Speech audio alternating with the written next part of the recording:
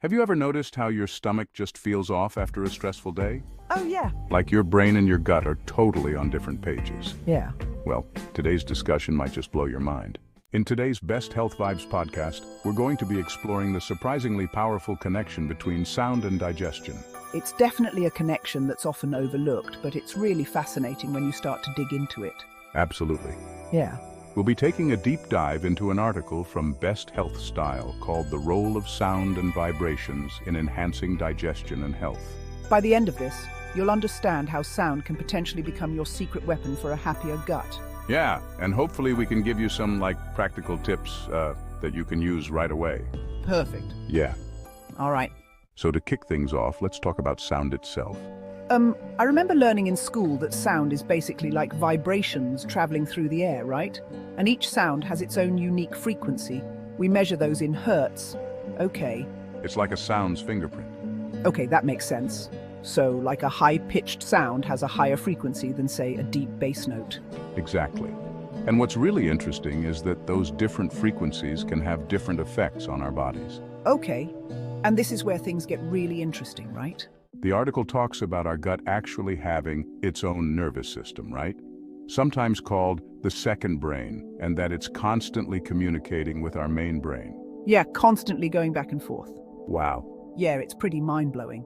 And this is why stress can really wreak havoc on digestion, because when you're in that fight or flight mode, your brain is sending signals that basically tell your gut to put things on hold. So that's why I get stomach aches when I'm super nervous. Makes total sense. Makes sense. So, if stress is the enemy of good digestion, then anything that helps us, relax should, in theory, help our gut too, right? Absolutely. That's exactly where the power of sound comes in, because certain sounds and frequencies can actually help calm our nervous system down and reduce those stress signals. Like, for example, listening to calming nature sounds. I always feel more relaxed after listening to, ocean waves or birds chirping. Absolutely. But the article goes even a step further than just that. Okay, now this is where I'm all ears. Tell me more about these special frequencies. Well, so for instance, they mentioned 40 hertz. And some research suggests that this frequency could potentially help with cognitive function and even help people that have Alzheimer's. Wow, that's incredible. But hold on. How could a sound frequency possibly influence something as complex as brain function? Oh, it's a phenomenon that's called entrainment. One theory is that these frequencies can actually cause our brain waves to synchronize with them. Interesting. Yeah, it's like our brains try to match the rhythm of the sound that we're hearing. So, are you saying that by listening to these specific frequencies, we might be able to nudge our brainwaves into a more beneficial state? Yeah. Another frequency that they highlight is 432 hertz, often called the healing frequency. That's the idea. Okay. And interestingly, this frequency was commonly used to tune instruments centuries ago. This one is associated with stress and anxiety reduction. That's a curious historical connection. I'm always a little skeptical when I hear about things like healing frequencies. Is there any scientific evidence to back up these claims? For example, studies have shown that listening to 432 hertz music can lead to measurable reductions in heart rate and blood pressure. While the research on specific frequencies is still in its early stages, there are some intriguing findings. It's important to approach these claims with a healthy dose of skepticism, Oh, interesting. which are both key indicators of relaxation. Okay, so that does lend some credibility to the idea, yeah. What other frequencies did the article mention? Well, they also talk about 528 hertz, which is sometimes called the love frequency. Okay. Now, some believe that this can promote transformation and even get this DNA repair. Wait, DNA repair from sound? That sounds a little far-fetched, even for me. I agree, it's a bold claim. Yeah. And while there's currently limited scientific evidence to support it, it touches on this fascinating concept called bioresonance. Bioresonance, I've never heard of that before.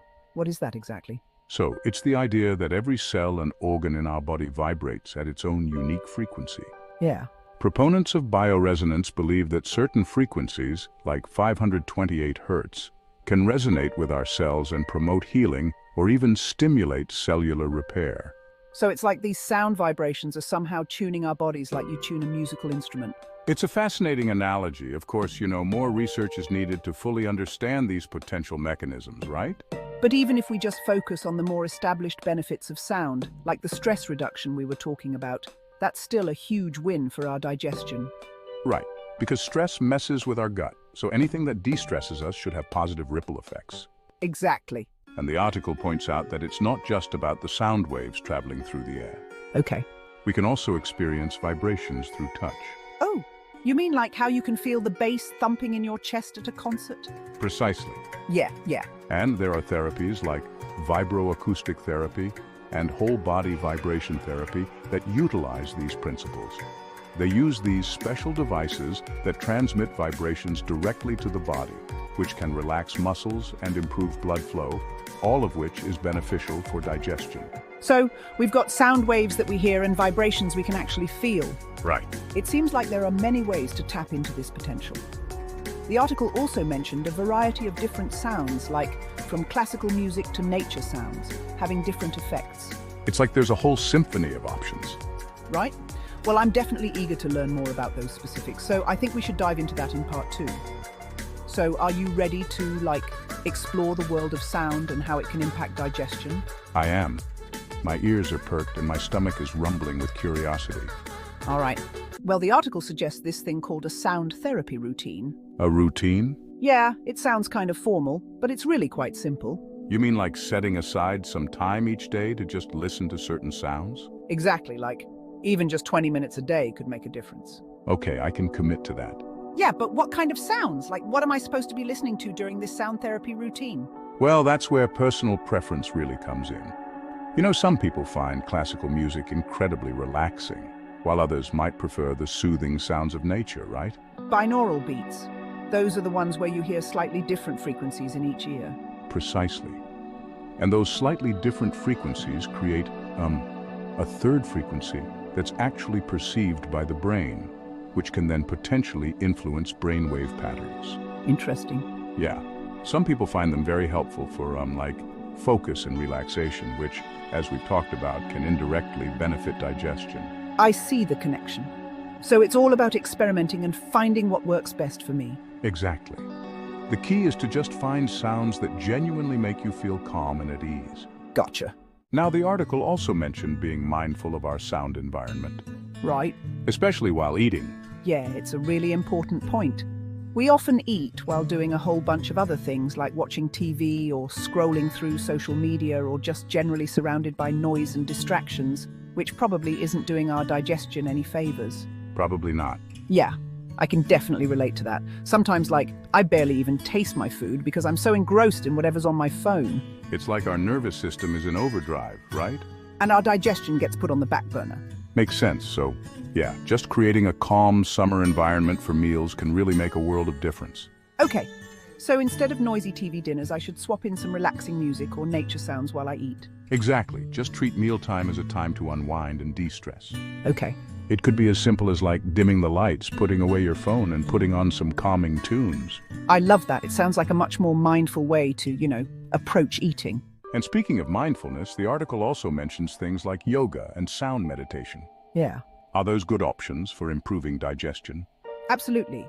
They can be incredibly powerful tools. Have you ever heard of sound baths? Yes, I've been meaning to try one. They sound super relaxing. They are, yeah. So imagine lying down and just being bathed in these sound waves created by these instruments like gongs and singing bowls. And these vibrations can really help to release tension and promote a sense of harmony throughout your whole body, including your digestive system. Wow, that sounds amazing. Okay, I'm adding sound bath to my to-do list right now. So, let me just see if I've got this straight. We've got sound therapy routines, mindful listening, creating a calm eating environment, yoga, sound baths. It seems like there's so many different ways to incorporate sound into our lives for better digestion. There are. And the beauty of it is that a lot of these practices also have just tons of other benefits, for your overall well-being. It's kind of like a holistic approach to health and happiness. It's a win-win. You're calming your mind, soothing your gut, improving your overall health. I'm really starting to see the power of sound in a whole new light. Now, all this talk about the potential benefits have me wondering what the research actually says. That's a great question. There's a growing body of research that is exploring this connection between sound and health, particularly in relation to digestion.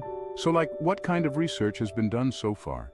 Well, there have been case studies and even clinical trials that have investigated the effects of sound therapy on various digestive issues. Okay, like irritable bowel syndrome, IBS, or gastric reflux? And what have those studies shown?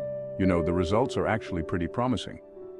A lot of the studies have found that sound therapy, when used alongside conventional treatments, can help reduce symptoms and just improve overall digestive health. That's encouraging. What about future research? What are scientists hoping to learn more about? Well, one area of focus is on, understanding which specific frequencies are most effective for different conditions. Okay. So, for example, can a particular frequency help to soothe IBS symptoms, while another is better suited for easing heartburn? It's a really fascinating area of exploration. Yeah, it really is. It feels like we're just beginning to understand the true potential of sound in, healing and well-being. I completely agree. It's a field that's just ripe with possibilities. And as we dive deeper into the science, who knows what other amazing discoveries are out there waiting for us.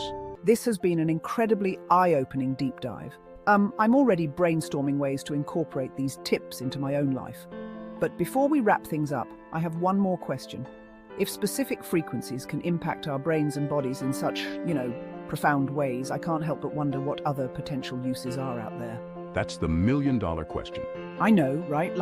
Could there be a frequency for optimal health or focus or even creativity? This is a mind-boggling thought. It really is. It makes you wonder what else we might discover about the power of sound in the years to come. It definitely does. It's both exciting and a little bit humbling to think about this invisible world of vibrations is constantly influencing us, whether we're aware of it or not. It's a beautiful reminder of the interconnectedness of everything. Well, I don't know about you, but I'm feeling inspired to go create a super relaxing sound playlist right now. Yeah, me too. After all, a little sound therapy never hurt anyone. Exactly. And to all our listeners out there, we encourage you to try incorporating some of these tips into your daily lives. You might be surprised at the difference it makes. I mean, it really makes you wonder if we're just scratching the surface of what's possible with sound and healing. Yeah, it sparks so much curiosity. Yeah. This entire conversation has got me thinking about all the sound choices we make in our daily lives. We put so much thought into what we eat and how we move our bodies. But what about the sounds that we're surrounding ourselves with? It's a really often overlooked aspect of our well-being. Yeah. We might not even realize how much our soundscape is impacting us, right?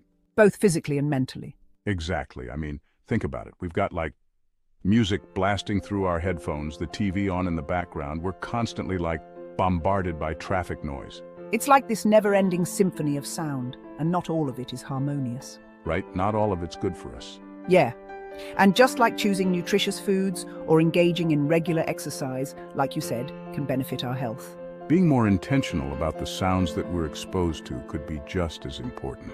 It's like we have this incredible tool at our disposal, but we're only just now beginning to understand how to really use it to our advantage. Oh, empowering. It is to know that we can shape our sonic environment and potentially influence our well-being. Absolutely. Well, I don't know about you, but I'm feeling super inspired to be more mindful of my sonic diet. Yeah, me too. Swap out some of that traffic noise for a bit of nature sounds. A little bit of birdsong, a little bit of ocean waves crashing. Exactly. Even those small changes can make a big difference. This has been such an enlightening discussion. I feel like I've gained a whole new appreciation for the power of sound. Yeah. And its potential impact on our lives. Absolutely. Especially our digestion. It's been a pleasure, exploring this topic with you. Likewise. And to all of our listeners out there, we encourage you to give some of these ideas a try. Explore the world of sound. Experiment with different frequencies, different soundscapes, and see what resonates with you. You never know, you might just discover your own personal symphony for a happier and healthier you. Until next time, keep listening.